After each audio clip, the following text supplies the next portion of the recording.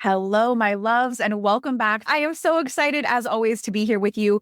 And we're going to do something extra fun today. We have recorded now more than a handful of episodes. And a recent episode, if you remember, if you were tuning in, was called 5 Unexpected Mindset Shifts That Will Change Your Life.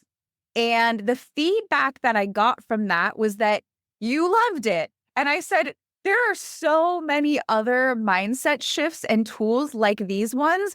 Would you like to do a part two? And everybody who had the chance to tune in said, yes, please. Let's keep going with these. So I've got 5 more.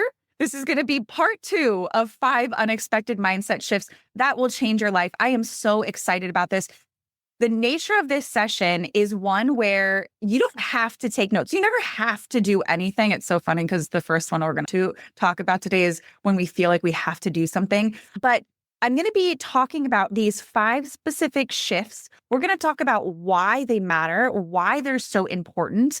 And we're going to be weaving in some affirmations and some different examples. And before we get too much further in, I want to let you know I'm recovering from a little bit of some sort of weird sickness, and I have this lingering cough. So I may have to pause moments here or there. So just bear with me. But this conversation is going to be a really fun one. And when it comes to note taking, you're going to have access to this episode. You can go back again and again. I'm happy to provide the show notes as well, like everything that I take the time to prepare so that these are really organized and really powerful for you. But one of my favorite things when it comes to taking notes is just noticing how what I'm saying lands in your body. Does that make sense? So I know that if I'm listening to something, if I'm listening to a podcast, if I'm watching a training, if I'm at church and listening to a sermon, I don't write down every word, but I'll be sitting there and absorbing what I'm receiving. And I'll notice that sometimes something will literally speak straight to my heart. And I'll have this visceral reaction. I'm like, oh, I want to remember that, or I want to come back to that. Or maybe it's literally brand new information. And I'm like, I got to Google that. I want to look into that. So just notice if there's something that I say and notice how it catches you. Notice how it lands in your body. Notice if you're feeling a pull towards anything. And if you are, give yourself the gift of writing it down because that's a sign. That means there's something there for you. So that's like my overall approach and take on note taking for this and for all things.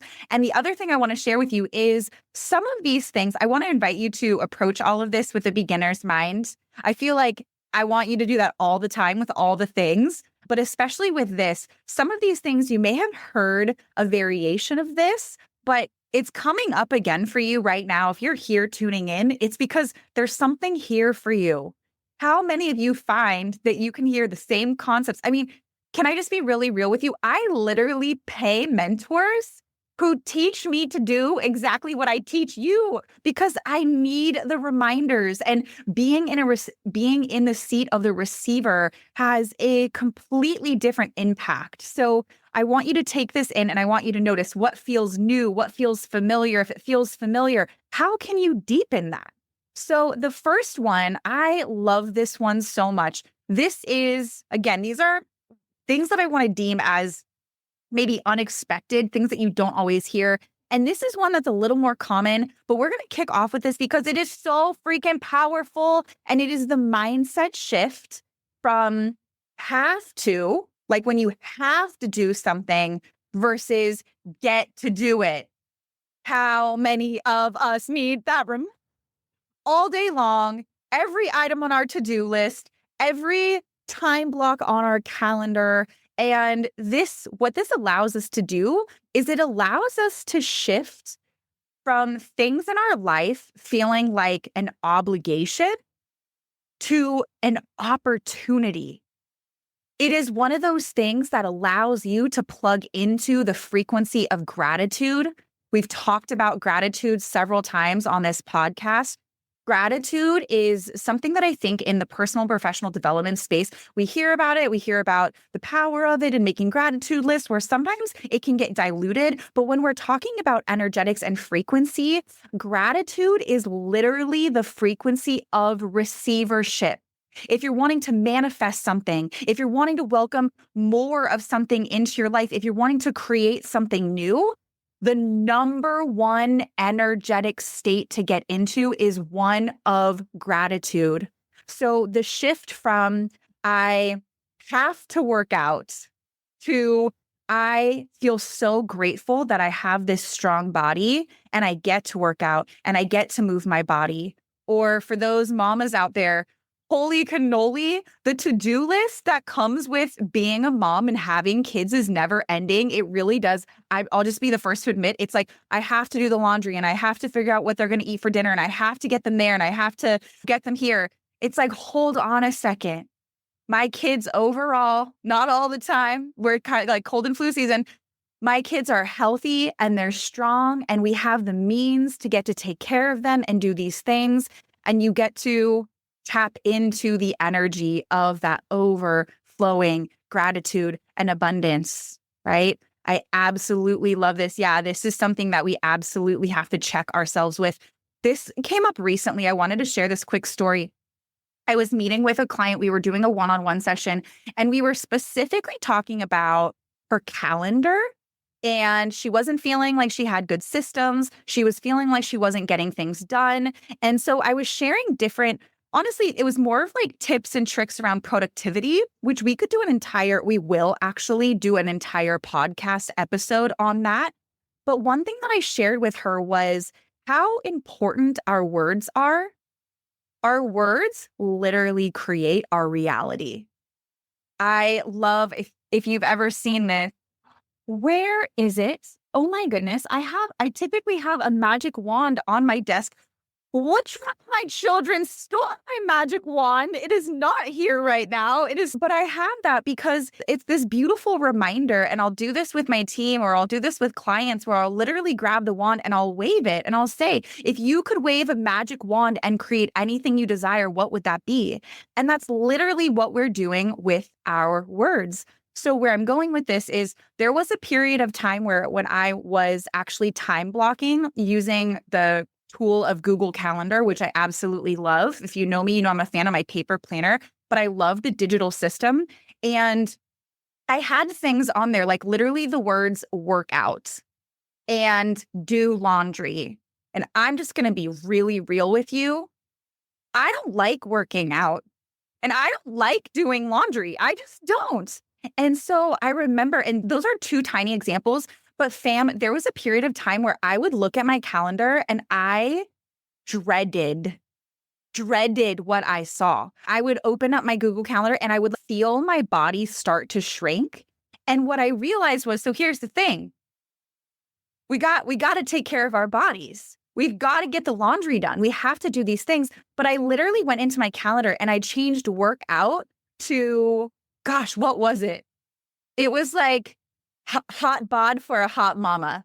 It was something so honestly kind of cheeky, kind of silly. But when I saw that pop up, or like move your body hot mama, that would pop up on my little digital watch to remind me to do that. And I actually found myself getting excited, was like, okay, I would rather have move your sexy booty hot mama than work out. And to this day, this was like 6 or 7 years ago when I did this, fam. To this day, multiple times a week, I have a reminder pop up that says, I am so grateful to have beautiful, clean clothes to wear every day.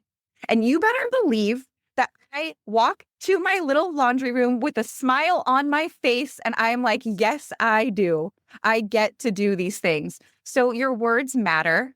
Notice that this shift is creating the mindset shift from I have to do something to I get to do it. And I just wanted to take it a step further there, using this example from a conversation I had with a client around how important your words are. When you're making your to-do lists, some of you know I don't like making to-do lists. I make ta-da lists, like ta-da. It's done. So every little nuance really makes a difference in how you feel when you're approaching certain things in your life. So like I said, I come up with different empowering beliefs for each and every one of these mindset shifts. So here are a few for this one. I get to experience life's opportunities with joy and gratitude. Every task is a privilege, and I choose to see the blessings in them all. I embrace every moment as a chance to grow and learn. I am grateful for the opportunities that I have each day, and my life is filled with opportunities that align with my highest good. So those are some affirmations you can take, you can play with, you can jot down to help you really embody this. This next one, this is one of my favorite things. And just recently, someone booked a one-on-one session with me, and on the intake form, there's a question that says, is there anything else I should know or like you want me to know before we meet? And to be honest, most of the time people don't fill that out. They'll just leave that blank, which is totally fine. But this individual said, I feel like you have a magical mindset. Like the way that you view life is really, truly empowering. And I don't feel like I have that and I want that. So that was helpful insight for me because I'm like, okay, she's really wanting to dig into perspective and mindset and the way that she's moving through her life and her world.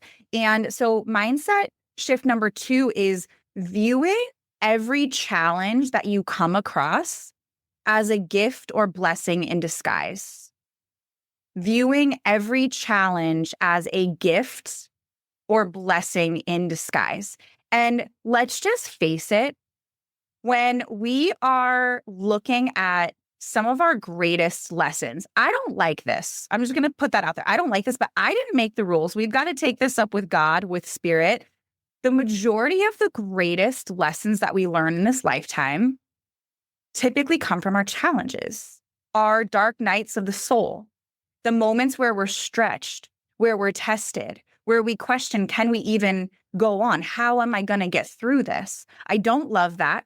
And we're going to weave in a little bonus mindset shift here.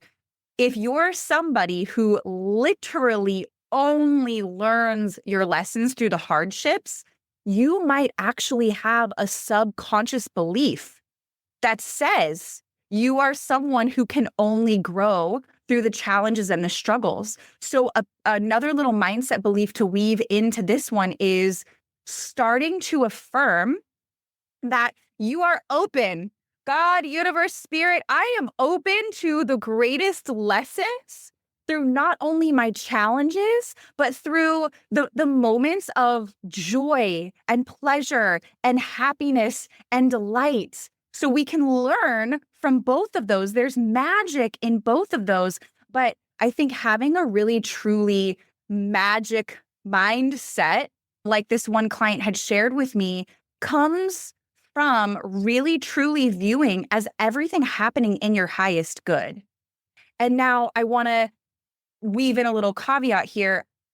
How many of you have been going through, like, you're in the depths of the wound, you're in the depths of the challenge, and someone tries to say, well, everything happens for a reason.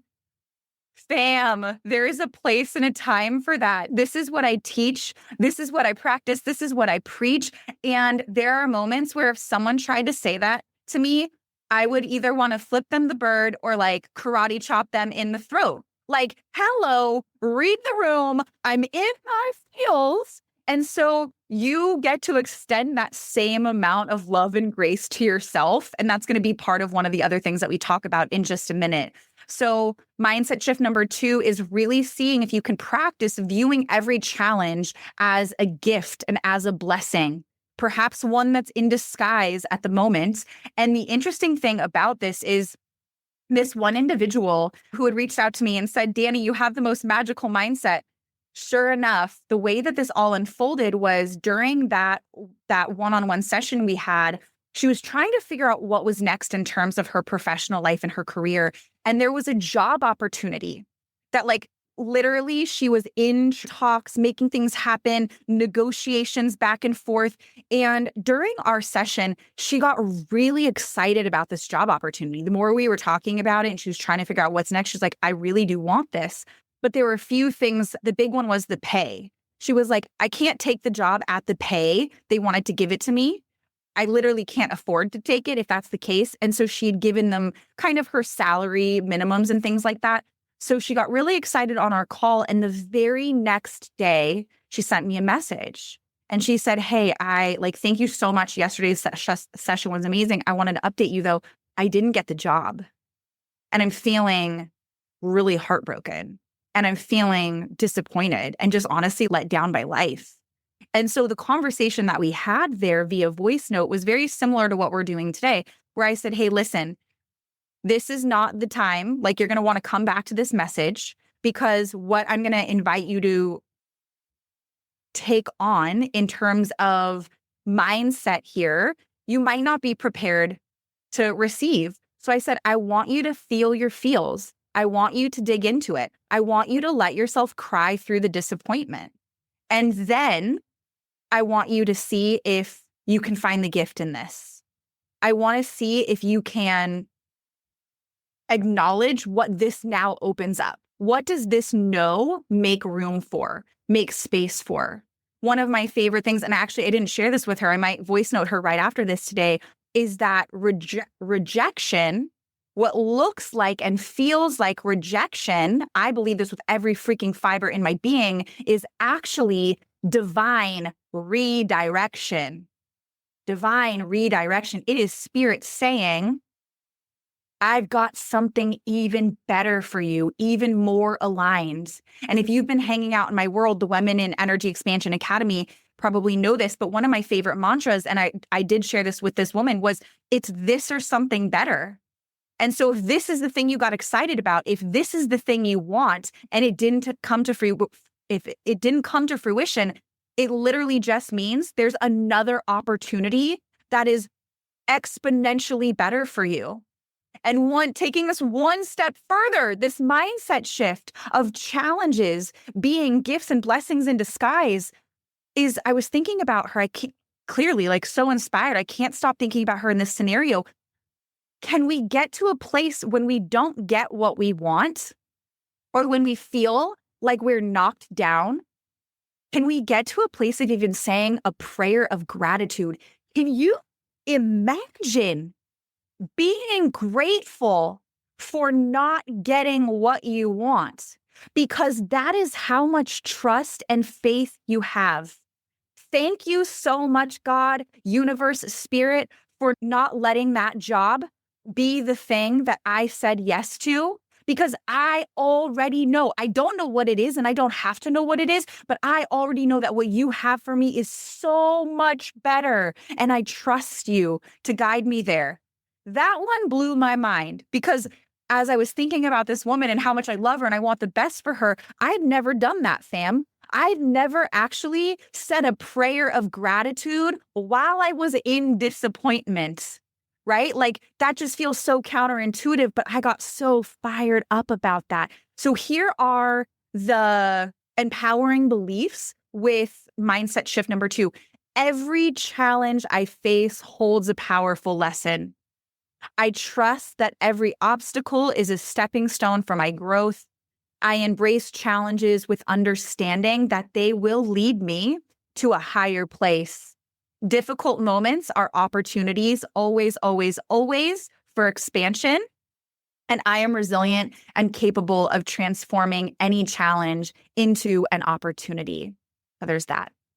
The next one, number 3. Oh, I love this for all of us, but especially those of you who are in the camp of entrepreneur, creator, anybody putting yourself out there in a really big way. And there are also other people out there in the world putting themselves out there in a big way. And then you notice those people, and then you make up a story about yourself, about your not enoughness, or whatever that might look like. I have done that so many times. So this is turning comparison into inspiration and celebration. Bam. This is something that made a world of a difference for me early on. And this has some really powerful, energetic repercussions and also energetic rewards, depending on what stance you take here. So anytime you look to someone else and you make up a story about why you're less than them, or why you're not good enough, or why you can't have what they have, or how, oh, well, she already did it, so that means I can't do it. What we're actually doing there is we are creating energetic and spiritual separation, not necessarily from that person. That person is literally just a mirror. That's all anybody ever is for us, is a mirror. But what we're doing is we're creating separation from that result.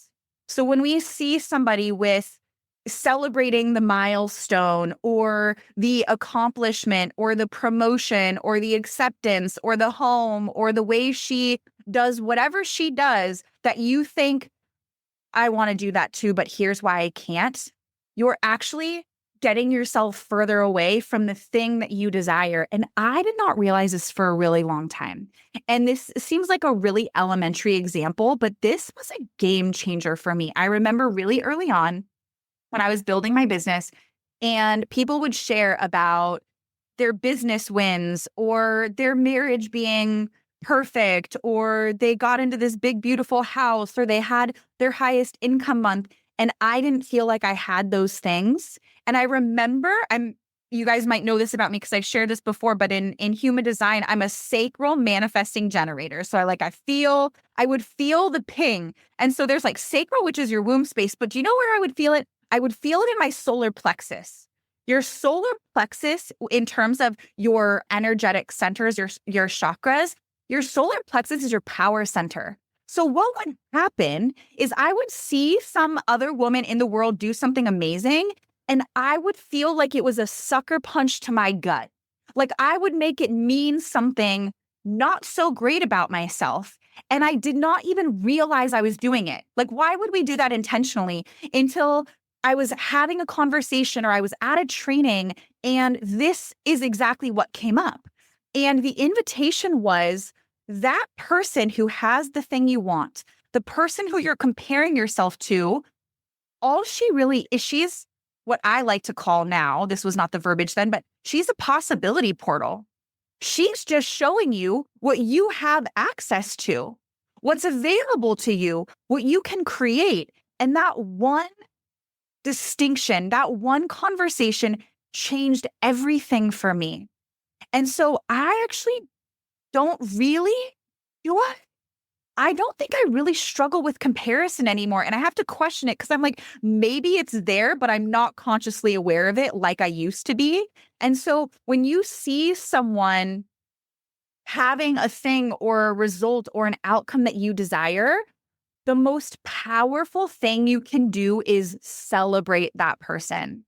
And maybe you celebrate them out loud, like in the world and day and age of social media. Maybe you like their thing and you comment and you say, congratulations, I'm so excited for you. Thank you for going first. Thank you for showing me what's possible. Now, that might be a little vulnerable. Thank you for showing me what's possible to comment on someone's thing. I might do that. Better yet, send them a personal message and say, hey, I've been following you. I've been really inspired by what you're doing. And I just want to say thank you for sharing that.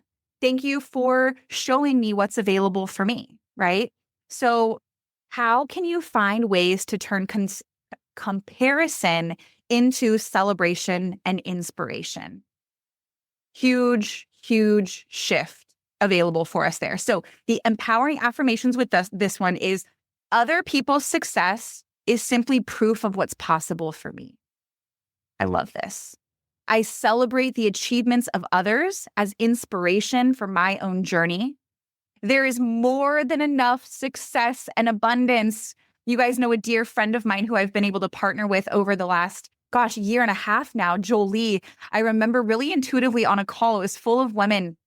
She came up with this mantra and it was, your success is my success and my success is your success. And we just said it again and again and again. And the power in that was so freaking real. My unique journey is unfolding perfectly, and I trust the timing of my success. The other piece that I want to share with this from a spiritual and energetic lens is we often hear about things like triggers, right? And if you're familiar with shadow work and triggers, the way that this works is if someone is doing something that triggers you, and typically triggers are seen as negative things, like experiencing a negative emotion or a negative frequency, but triggers can also be positive. It's just literally an emotion or a state of being generated in a moment. It can be literally anything. And so what ends up happening with triggers, the idea behind this is when you're triggered by someone else, the only reason you're triggered by them is because whatever in them is pissing you off or making you frustrated is actually something that lives in you.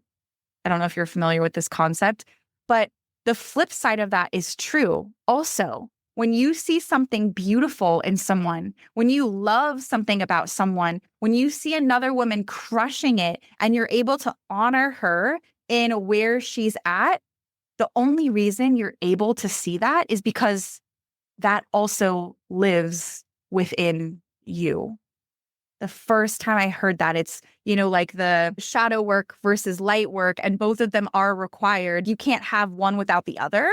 But I feel like in shadow work, we hear about that a lot. And it took me a while of digging into shadow work to also understand the other side of it, the flip side of the coin. What you're able to see and love and appreciate and acknowledge in others, you're only able to see that because it already lives within you. I love that one. All right, we are rocking and rolling. We've got two more here. This number 4 is practicing. I love this one because this is all about the energy and mindset mastery, but practicing energetic alchemy. What is energetic alchemy? Energetic alchemy is the ability to take an emotion, a vibration, and turn it into something else, turn it into something different, to use it as fuel to help propel you forward. So going back to that example with that one client I met with recently who didn't get the job, and then that sparked all of these different pieces of inspiration of like, what can we do with this to turn this into gold? And this is where this is not toxic positivity. This is not trying to put a Band-Aid on something, but part of energetic alchemy is noticing what are the emotions and the different energetic vibrations that are alive within you right now. And there may be some things that are deeply desirable, like perhaps, and take a minute as you're listening, as you're tuning in, take a moment to think about this right now. There may be things like joy and delight and bliss and gratitude and pleasure. Yes, all of those land much higher on the energetic scale of consciousness and are going to keep us in a state that allow us to get to where we want to go and to get there as quickly as possible. But if you are sitting with right now lower vibrating emotions, first of all, let me tell you that there's nothing wrong with that. That does not make you bad or wrong. It is not a permission slip to slip into self-judgment and criticism. But let's just face it, right? Some of the lower vibrating emotions, if you're not familiar with the energetic scale of consciousness, the lowest vibrating emotion, energetic state is shame. That is it. There's nothing lower than that. So it's shame. And then we've got guilt. And then it gets a little fuzzy from there, but we've got things like fear and apathy and anger. Anger is where it starts to switch to the higher vibrating emotions because anger gets people into action. Anger gets people moving, right? Gets you fired up. But if you're spending a majority of your time in shame or grief or fear, you're gonna have a life that probably feels really heavy and really hard.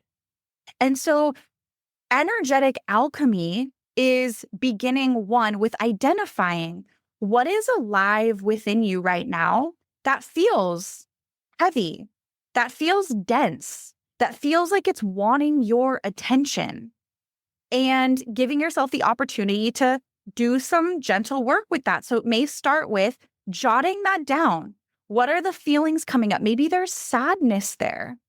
And letting yourself actually feel those in your body, right? And this is not about getting stuck. This is not an energetic hook. This is not an invitation to slip into the victim or be in a month-long pity party. I don't know. Some of us might need a month-long pity party, but a month to be in a pity party is a really long time. But so giving yourself some time and space to fully feel your feels and to notice, and this actually brings us back to the challenges that are actually gifts and blessings in disguise. I'll never forget a past client of mine who is an amazing hypnotherapist talked about how literally every emotion is a gift. And I was like, not like anxiety is a gift. And she was like, yes, Dani. And I'm like, what do you mean? And she goes, every emotion is just trying to tell you something. Every emotion just wants to get your attention. It's really actually helpful. I was like, you're right. You're absolutely right. So energetic alchemy, practicing energetic alchemy begins with moment by moment, noticing what's alive within you right now. And there are going to be things that you want to keep, that you want to hang on to, but there might be some emotions, some experiences, some beliefs, some energetic frequencies that really feel like they've been dragging you down, that feel like if I don't shift this, if I don't let go of this, it's going to be really hard moving forward. And when you can identify those things, then let yourself actually feel them. Let yourself identify, where does that shame live in your body? Maybe identifying, where did it originate? What does it want to tell you? What's the gift in this? And you would be so surprised, because what I'm suggesting here and these examples I'm giving and what I'm inviting you to do, if you think about it, it's really freaking simple. And this is actually really freaking simple, and it's really powerful. And if you think about it, pausing long enough to identify what are those heavier, denser states that you feel like you've been swimming in? Where do they live in your body? Where did they originate from? And what do they want you to know? Literally taking 10 to 15 minutes to do that, letting yourself feel it, you would be astounded at how quickly you can shift that. Getting the gold from the experience, from whatever the energy of where you are is wanting to show you, will allow you to move forward so much faster. That was number 4, practicing energetic alchemy. Our empowering beliefs with this one to help you really integrate and embody these. Number 1 is, I am the master of my energy and my emotions. You are not your emotions. You are not your thoughts. You have them. They don't have you. Okay. I have the power to transform any emotion. I consciously elevate my energy to align with my highest self. My emotions are simply a guide. My emotions are guiding me, and I use them to create powerful shifts in my life. And I turn challenges into creative fuel for growth and transformation. And now this last one feels so cringy, but we're going to just cringe out together. This feels really cringy for my high achievers and my go-getters. And can I just tell you, I don't like this. Many of these that I'm sharing, and I've said this, I think I've said it once already today. I'm going to say it again. I don't like these, but they align with universal laws. I did not make this up. I have had a positive experience in my own life with every single one of these, whether I like it or not. And number 5, all of us need to hear this. It's really simple, but it's rest is one of the most productive things we can do. Oh, why? Rest is one of the most productive things we can do. And it's so true. It reminds me, another way to say this, or something related to this, is sometimes, God, what I've had coaches and mentors I've paid a lot of money to, and many of them have said to me, sometimes you have to slow down to speed up. And I'm like, but I just want to go fast, and I want to go far, and I don't want to stop, and I don't want to rest, and I don't want to slow down. I'm being really silly and a little immature about this. And also, welcome to my inner dialogue. Welcome to my inner dialogue. And part of what we're experiencing here, part of my lack of ability, not so much anymore. I can rest better than before. Can I just be really real with you? A lot of this is a trauma response. This is me letting you see my trauma. I'm just going to let it all air out, because how many of you have ever felt like you want to rest, but it's not safe?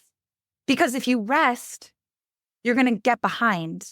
I know as a business owner, ideas in the past, the idea of taking like a break from social media, I thought they're going to forget about me. My business is going to fall apart. It's all going to crumble. Oh my gosh, it's all going to crumble was something I struggled with, not just in my professional life, but also my personal life. If I slow down, then the dishes in the sink and the laundry and the to-do lists and the kids' things, like I can't slow down, was a belief that I had for a really long time. Resting did not feel safe until we won't go into it too much. And it's also, hi, this is never medical advice. I'm not a doctor. Do not take medical advice from me. But there was a period of time several years ago where I danced with something known as adrenal fatigue. Adrenal fatigue is a symptom of trying to be the Energizer Bunny, trying to go 1,000,000 miles a minute with no breaks, no slowing down, very little rest. And the way that that taxes your body, specifically your adrenal glands, where cortisol is being pumped out, so much so that it felt like, if I didn't already say it, it felt like I'd run myself into the ground. There comes a point where your body can no longer sustain energy when it has been running like that for so long. So although this was a really hard one, seeing rest as one of the most productive things you could do, although this was a really hard one for me to wrap my head around, there came a moment in my life and in my business where I did not have a choice. Like, not resting was not a choice. I literally could not get through the day. I could not get through a single day without a nap. I'm the queen of naps. I love naps. I typically only take naps on the weekend, but Monday through Sunday, I had to have these really long breaks. And something really interesting happened there. You can roll your eyes at me if you want, because I feel like I would, if I were you too, sometimes when I hear people say this. When I finally paused and I looked at the changes that needed to happen, the way that I needed to literally rebuild every aspect, every nook and cranny of my professional and personal life, really shortly after that, my business completely took off and catapulted to an entirely new level. And there's these concepts of doing less work and making more money and the ease and the flow. And it's not all ease and flow and rainbows and butterflies. But because of that challenge, which was a blessing in disguise, it invited me into a new way of working and resting and honoring my cycle, my feminine cycle, my energy cycles. And I would not be where I am today had that situation not happened. And so because of that, I learned that rest was safe and rest was productive. And I was able to really get crystal clear on what was going to move the needle forward. Because how many of you are really good about being busy? I think there's a difference between being in motion, doing things, being busy, versus doing the things that actually matter and move the needle forward. There is a huge difference. And I am somebody, again, we'll blame it on my human design. I'm a manifesting generator. So I have the worker bee energy. I have that really, it's supposed to be like you're able to tap in anybody with generator in their human design. It's like this unlimited supply of energy that you can tap into until you do it in really unhealthy ways with no boundaries for a really long time. And then you find yourself literally physically ill and you can't do that anymore. But so I was able to really rebuild in a way where I was working a fraction of the time, but the things I were doing were the things that were actually making a difference in my personal life, in my professional life. My clients were getting better results than ever before, and the money was flowing in. And it wasn't just about being busy for the sake of looking busy, but it was, I want to get in, I want to do the things that matter, and then I want to take really impeccable care of myself and my body and my energy. And so I cannot recommend enough letting yourself. Some of you are going to be, I can already see, because we're doing our live studio audience recording, I saw a comment come up of like, I will show you how to be the queen of resting. So some of you listening right now have this down. Maybe you've experienced this before, like me, and you have had some growth around this. And there may be some of you who struggle with this. And if that's you, I really want to encourage you to start looking at what are the things that you're doing that are keeping you busy, keeping you in motion, but are not actually adding to the end results. They're not getting you close to where you want to be. They're not actually moving the needle forward in a meaningful way. If I'm being completely honest, I could probably make a list of those things for myself right now and realize that I'm doing a lot more of that than I want to. Because I think once you feel better, right? Like after a period of 18 to 24 months of not being well and then completely revamping everything, we're talking 5 or 6 years ago, you can kind of slip back into those old patterns. And so I'm going to take a page out of my own book and make a list of what are the things I'm doing every day that actually don't matter that much. And I want to invite you to do the same thing with this last mindset shift around rest is one of the most productive things that you can possibly do. And so our affirmations around rest are: rest is a vital part of my productivity and my success. Rest is part of your vitality, your life force energy. Number 2, I give myself full permission to rest and recharge. If you're waiting for the permission slip, here's your permission slip. Rest enhances my creativity, my energy, my clarity. By resting, I am investing in my long-term success and well-being. And rest is an essential and productive part of my journey to greatness. I love the concept of greatness and what does it look like when we're living our purpose and really stepping into our greatness. So as we wrap up today, those were our 5 unexpected, maybe not so unexpected, maybe familiar kind of reminders here, but powerful nonetheless mindset shifts. I just want to remind you how incredibly powerful you are and how you really are the creator, I should say the co-creator, because we've got to make space for God, universe, spirit. We're not doing this on our own, but you are more powerful than you can even imagine. And so much of your power begins here with the mindset, the way that we view ourselves, the way that we view our world, the beliefs that we hold, the way that we talk to ourselves when others are watching and definitely when no one is watching. And so I'm really hoping that this part 2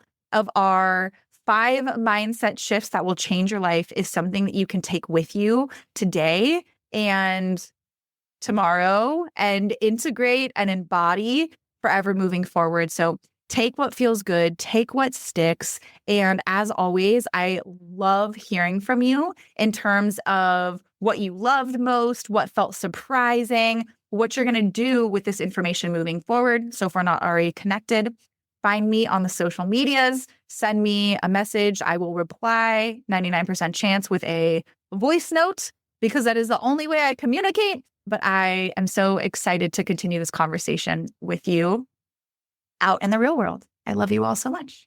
See you next time.